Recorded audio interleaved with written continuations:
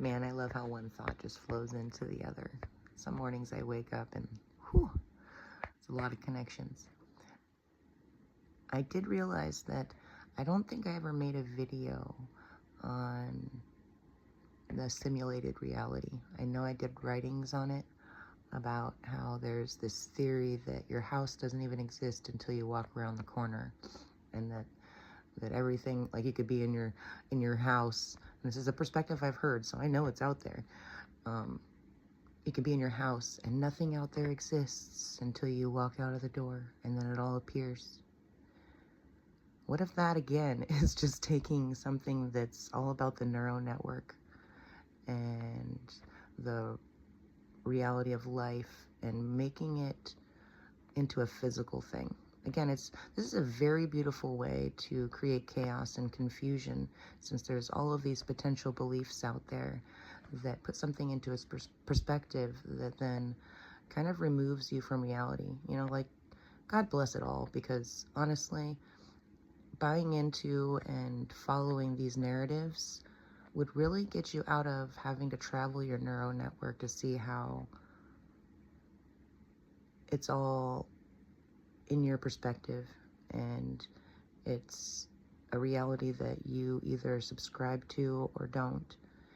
And like, I think I did this writing once, like, where if that was the case, let's just say there's like two guys walking down the street, right? And they're having a conversation, and one of them, for whatever reason, isn't noticing that there's a tree in front of them, right? And all of a sudden, one of the people that did not see said tree ran right into it, right?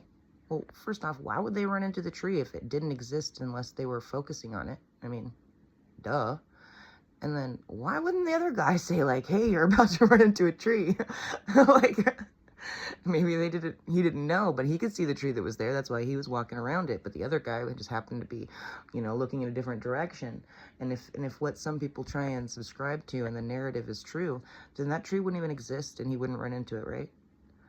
So, I mean, like, that's just a really silly example of how that factual reality to certain people just isn't logical, and how the world even though it's all made out of energy, and, like in the writings that I did, it's like, I think that people are taking it too literally when it's said that we create the world based on our power of focus, I think that's at the root of what that means. And I can see how it's easier just to think that, okay, none of it exists unless I'm looking at it, and then it appears, like they went to some energetic level of believing that their eyes actually create this simulated reality and that it doesn't exist. If that was the case, you wouldn't walk out of your house, like people wouldn't see your house when they drive by, like they'd just be walking through this weird illusory place. I mean, people drive into a town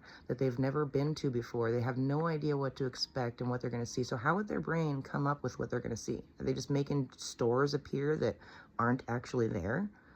I mean, it's just not logical, but it's so easy for people to buy into some of these narratives that are fed out there that are just keeping us from realizing what it genuinely means about our creative abilities, and how our thoughts do create the reality that unfolds and the things that happen within it, and how we look at things, sends it energy in one form or another. But all the rest of it is just like waves of confusion that create us from knowing who and what it is that we are, and how powerful creators we can be, or how powerful of creators that we can be, and that we are, even if we don't know it. So if we're walking around thinking, a distorted way of thinking, then we're not being responsible for what it is that's actually happening. And we think that we can just bury our heads in the sand and go about life doing our own little things, that we don't need to add any positive energy even to it.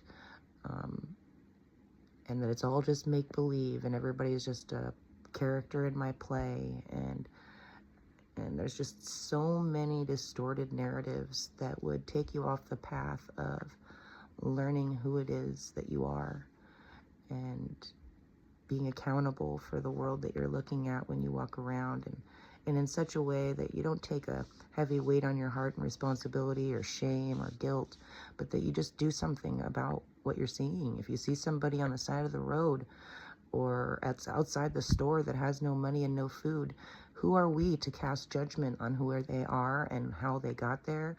And why wouldn't our first instinct be to give of what we have to give?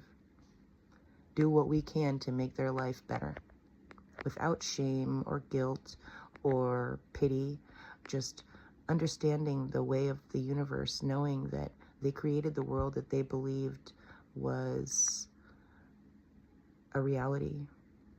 They fit into a certain narrative that they thought was true. I know many people that choose to live home free because of the freedom factor, not because that's the way the world made it and that they had to be this way, rather than them seeing themselves as free from responsibilities and the imprisonment of bills and gas and insurance and all these different things. They opted out of the whole situation.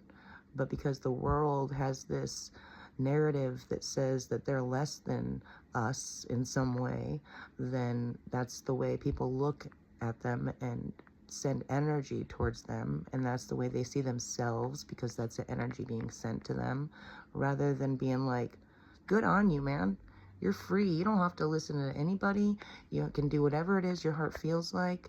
You can create everything that you need, and the more that you believe that, you'll manifest more and more of what you need until you create the life and the existence that you feel good living within. I mean, these people could either live on the side of the road or in front of the grocery store, or they can take that same freedom and go sit in nature and enjoy just watching the beauty of the world that exists around us, with the birds and the trees and the bugs and the water and the earth and the energy within all of it, and how it all intricately works perfectly without an effort on our part. In fact, sometimes we just hinder the things that are going on there. And that they'll realize that was the beautiful stepping stone. Like at one point they were a rebel without a cause, and now they're a rebel with a cause.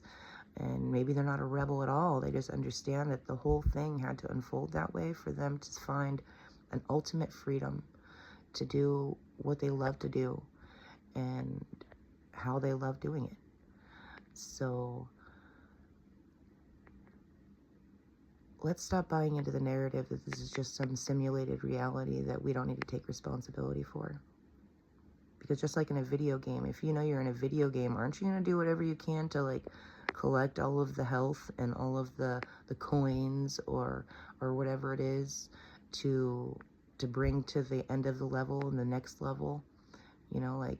Or are you just going to stand there and allow whatever is coming against you in said video game to take you out, and so that you lose your life?